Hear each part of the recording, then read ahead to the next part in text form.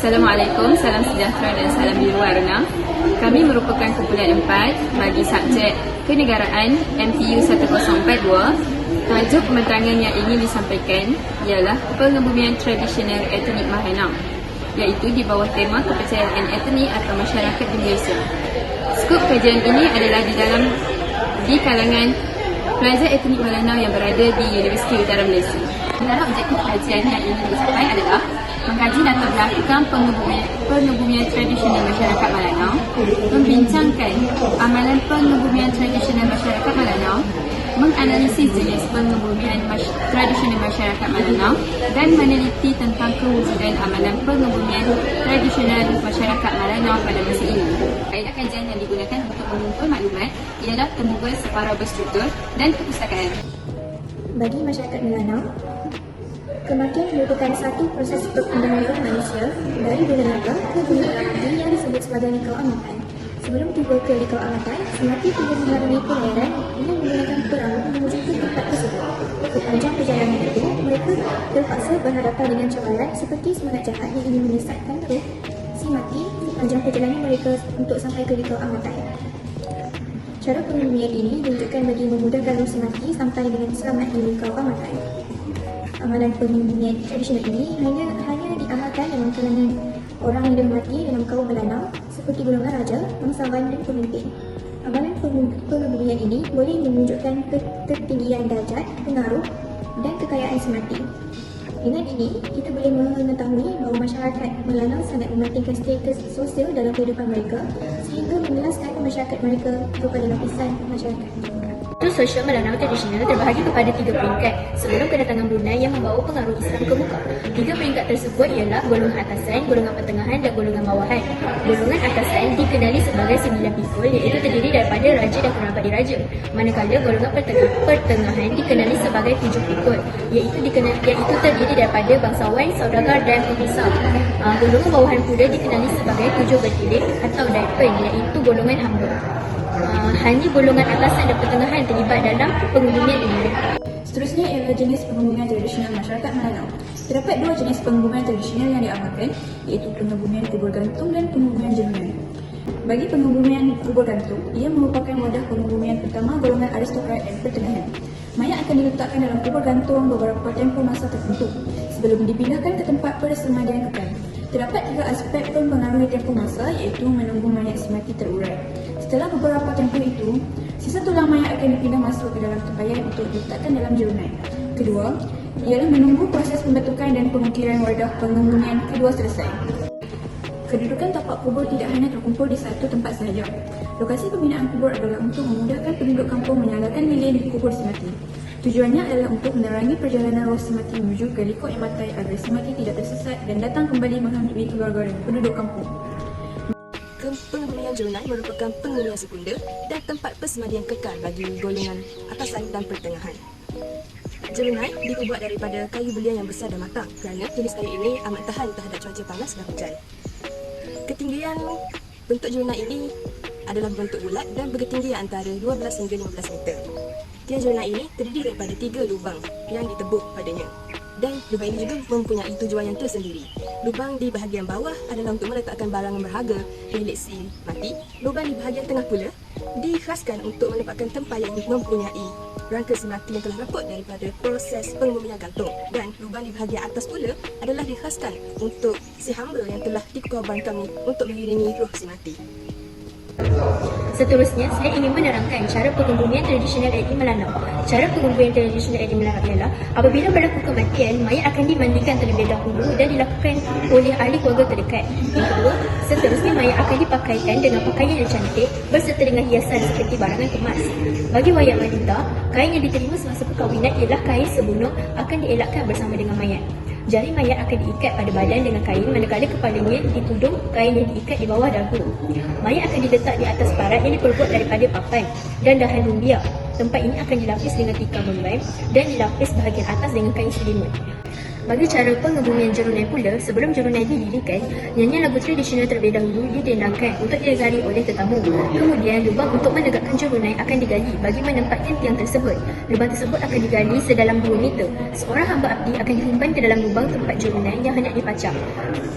Karungan dan tangisan yang kuat akan didengari di sekitar kawasan tanah pengebumian sebagai simbolik agar roh si mati sejahtera sampai ke alam lain dan tidak akan mengganggu mereka yang masih hidup. Seterusnya ialah hamba pengorbanan. Antara hamba yang akan dikorbankan dalam upacara pengebumian ialah lelaki, wanita dan kanak-kanak atau dikenali sebagai budak yatim piatu. Hamba lelaki akan dikorbankan untuk dijadikan sebagai pengawal, pelayan dan pendayung perahu untuk roh tuannya dalam perjalanan ke Limpau Ahmatan. Budak yatim piatu dikorbankan untuk menjadi pengiring golongan atasan dan pertengahan yang baru meninggal. Hamba tersebut akan dikorbankan dengan cara diikat pada tiang jurunai dan dibiarkan mati secara perlahan akibat terdedah pada cuaca panas, hujan dan kelaparan. Pada bahagian luar jurunai akan dihiasi dengan ukiran-ukiran khas yang akan menunjukkan derajat atau status si pemiliknya. Antara ukiran yang menghiasi bahagian luar jurunai adalah bermotifkan binatang seperti naga, harimau, ular dan sebagainya.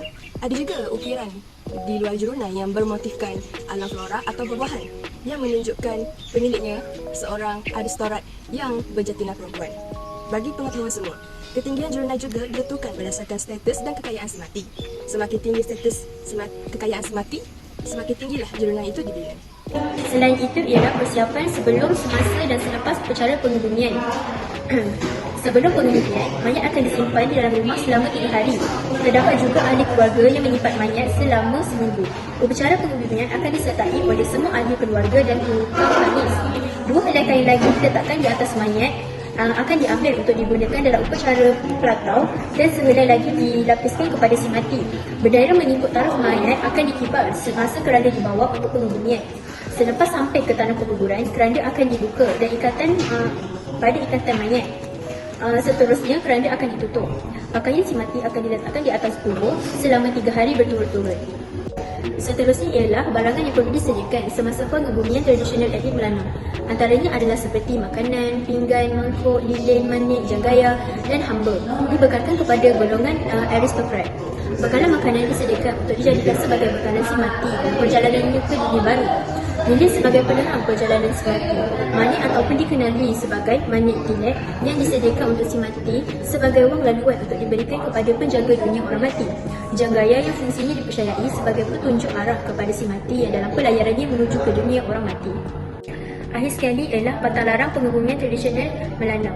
Yang pertama, selama 7 hari mereka dilarang keluar rumah dan melawat orang lain. Peligit ialah saudara mara yang datang untuk menziarahi. Mereka juga perlu tidur di rumah tersebut selama 3 hari berturut-turut. Peligit akan terjaga sehingga pagi sampai berbual-bual dan bermain tatau atau teka-teki di rumah tersebut.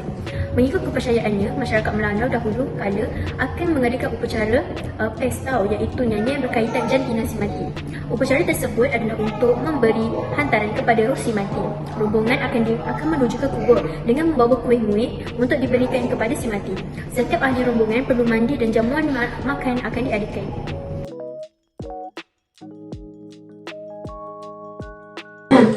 Assalamualaikum. Kami dari Pulau 4 Subjek Kenegaraan ingin menemui Encik bagi mendapatkan maklumat mengenai pengebumian Melanau dengan lebih lanjut. Bolehkah Encik memperkenalkan diri sendiri? Assalamualaikum dan salam sejahtera. Nama saya Muhammad Akmal Rifki bin Buhan, semester 3 dan merupakan etnik Melanau dari Sarawak. Kemudian mengambil jurusan pengurusan acara dengan kepujian. Baik, terima kasih Encik.